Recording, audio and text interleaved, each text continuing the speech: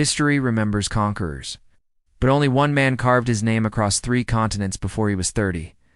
Some call him a god, others a tyrant. He was Alexander. And this is the tale of the boy who decided the world was not big enough.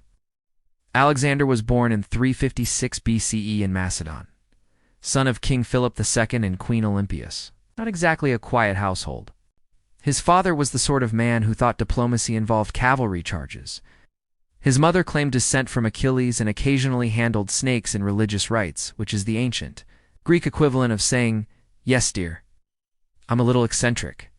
The boy grew up between 2 worlds, his father's ruthless military training, and his mother's fiery belief that he was destined for greatness. Most children get bedtime stories. Alexander got Aristotle as a tutor, philosophy, science, rhetoric, and a side helping of, by the way. The Persians are barbarians, and you must civilize them. At 12 years old, Alexander tamed a horse no one else could ride, Bucephalus. While everyone else saw a demon with hooves, Alexander noticed the horse was spooked by its shadow. Turn it toward the sun, problem solved. His father was impressed. "My boy," he said, "Macedon is too small for you. Seek a kingdom worthy of you." Parents usually mean study hard. Philip meant it literally. Alexander was soon commanding troops as a teenager. At the Battle of Chaeronea, age 18, he led a cavalry charge that crushed the sacred band of Thebes' veteran warriors who fought side by side, lovers and comrades. Alexander didn't just win battles. He made statements. In 336 BCE, Philip was assassinated, stabbed at a wedding, because Macedonian weddings were apparently very exciting. How gaily. The 20-year-old Alexander suddenly found himself king. Immediately, the Greek city-states tried to rebel. Bad idea. Alexander marched so fast that Athens and Thebes barely had time to put sandals on. Thebes resisted. Alexander destroyed it, brutally. He spared temples, but not much else. It was a warning written in fire: follow me or vanish. And so began the invasion of Persia, the empire of Darius III. Think of it as the heavyweight champion of the ancient world. At the river Granicus, he led his men straight across against a wall of Persian cavalry. Arrows rained down. Generals begged him not to risk his life. Alexander charged anyway. He took a sword blow to the head. His men thought he was dead until he stood up, blood running down his face, and pressed on.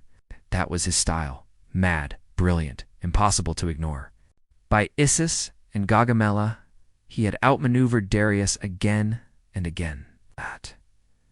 Gaugamela, in 331 BCE, vastly outnumbered. Alexander executed a perfect cavalry wedge, punching through the Persian line and scattering the great king's army. In Egypt, they hailed him as a liberator. At the Oracle of Siwa, he was greeted as the son of Zusamen. Alexander liked the sound of that. Conqueror Pharaoh, God, it rolled off the tongue nicely. He founded cities, dozens of them, most famously Alexandria, destined to be one of the greatest centers of learning in history. But Alexander was restless. Persia wasn't enough. He marched east, chasing horizons like a man afraid of standing still, through deserts, over mountains, into India. His men fought elephants at the battle of the Hydaspes, creatures they'd never seen before. Imagine facing a wall of living tanks with tusks, yet they won again. But even gods need followers, and his men were tired. They'd marched thousands of miles, seen half the known world, and wanted to go home. At the Hyphasis River, they refused to go further.